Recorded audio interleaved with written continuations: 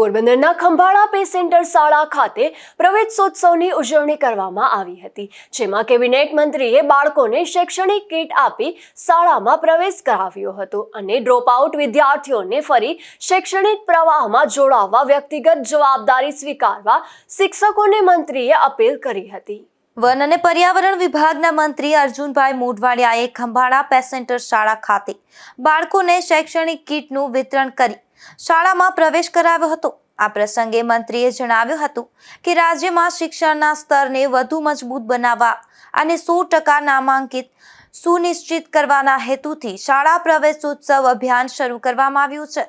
પૂર્વ મુખ્યમંત્રી અને હાલના વડાપ્રધાન નરેન્દ્રભાઈ મોદીના કાર્યકાળ દરમિયાન શરૂ થયેલ આ અભિયાનનો મુખ્ય ઉદ્દેશ ડ્રોપ આઉટ દર ઘટાડી અને વિદ્યાર્થીઓને ધોરણ 12 સુધી ગુણવત્તાયુક્ત શિક્ષણ ઉપલબ્ધ કરાવવાનો છે। તેમણે જણાવ્યું કે નમો લક્ષ્મી યોજના સહિતની વિવિધ શિષ્યવૃત્તિ યોજનાઓ દ્વારા દીકરીઓના શિક્ષણને વિશેષ પ્રોત્સાહન આપવામાં આવી રહ્યું છે। સરકારી શાળાઓમાં ઉપલબ્ધ આધુનિક સુવિધાઓ અને લાયકાત ધરાવતા શિક્ષકોના કારણે અનેક આઈએએસ અને આઈપીએસ અધિકારીઓ સરકારી શિક્ષણમાંથી આગળ આવ્યા હોવાનું તેમણે જણાવ્યું હતું। વિદ્યાર્થીઓના સર્વાંગી વિકાસ સાથે સ્વચ્છતા, પર્યાવરણ સંરક્ષણ અને વ્યસન મુક્તિ અંગે પણ તેમણે માર્ગદર્શન આપ્યું હતું। તેમજ એક પેડ માં કે નામ અભિયાન અંતર્ગત પરિવારના દરેક સભ્યોને વૃક્ષારોપણ કરવાની અપીલ કરી હતી।